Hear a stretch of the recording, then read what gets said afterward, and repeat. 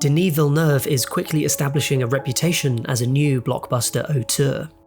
His films have dealt with a broad range of themes, from the epic sci-fi scope of the upcoming Dune and Blade Runner 2049, to the tension and violence of Sicario and Prisoners. But his interest in the common themes of these films, the complex legacy of violence, the tension between ordinary and extraordinary life events, and the possibility of compassion and decency in allowing life to continue, is foreshadowed in his third film, Polytechnique. Based on the 1989 École Polytechnique mass shooting, the deadliest incident of its kind in Canadian history, the film's non-linear narrative flits between Val, an engineering student, her classmate Jean-Francois, and the shooter himself, named in the credits simply as the killer. As Val prepares for a job interview and Jean-Francois studies for a test, the killer arranges to murder a number of their classmates in cold blood. In the opening moments of Polytechnique, a young woman waits at a photocopier. From off-screen, gunshots ring out, and around her, people fall. This offers a clear example of one of the overriding themes of the film, something that's also touched upon in Villeneuve's later work: the sharp contrast between banal, everyday life and the intrusion of an act of violence. While this contrast serves to raise the tension in the film, it's also a tool for Villeneuve to interrogate the motivations behind the attack. Forgive the mistakes. I had 15 minutes to write this. Early in the story, the killer is seen writing his anti-feminist manifesto, holed up in a poky, untidy apartment. Later, Val attends a job interview, only to be met with sexist questioning over her suitability for the role. So you're here for the mechanical engineering internship? Yes. That's unusual. What do you mean? Women usually go for civil engineering, it's easier. By showing how much reality differs from the killer's view of the preferential treatment he believes women receive and the ordinary circumstances in which he lives, Villeneuve skewers any possibility of glamorizing or sympathizing with the attacker's warped worldview.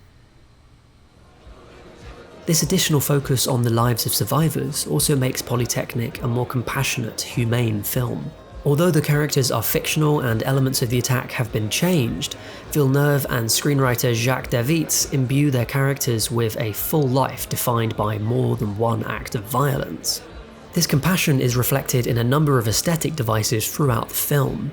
Most notably, the film is shot in black and white throughout, an approach adopted to lessen the impact of blood being shown on screen. During the attack itself, the camera is also more often focused on victims rather than the killer. When he is shown, he's viewed from their perspectives. In focusing on the victim's experiences instead of the attacker, Villeneuve avoids glamorizing or creating spectacle.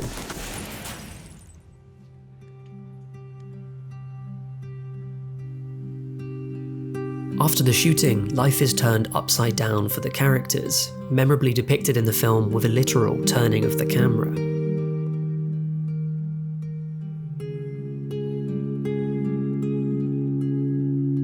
Through showing what happens to Val and Jean-Francois after the attack, Villeneuve moves beyond merely providing a record of the attack itself, and instead explores the impact of that violence.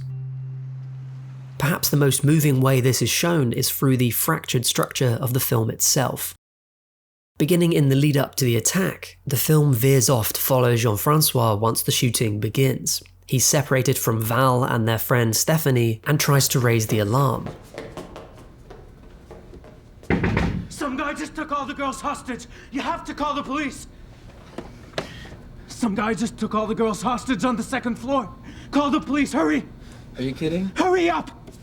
We then see his life after the shooting, before rewinding back to the moment the killer arrives in the classroom and separates out the women.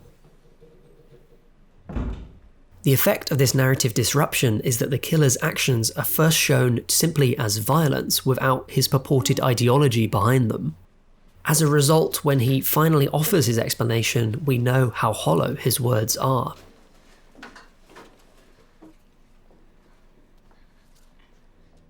This structure also offers an insight into the mindset of survivors. By jumping forward to Jean-Francois' life after the attack, his attempt to return to an ordinary existence, then back to the classroom, Moments of normality are sandwiched between depictions of the shooting, a sharp reminder that for survivors of violence, trauma can be relived again and again. And although the film's final moments see a hopeful Val thinking of the future of her children, the final image of the film is an upside-down shot of a university corridor, showing the indelible legacy of this attack on the lives of its survivors.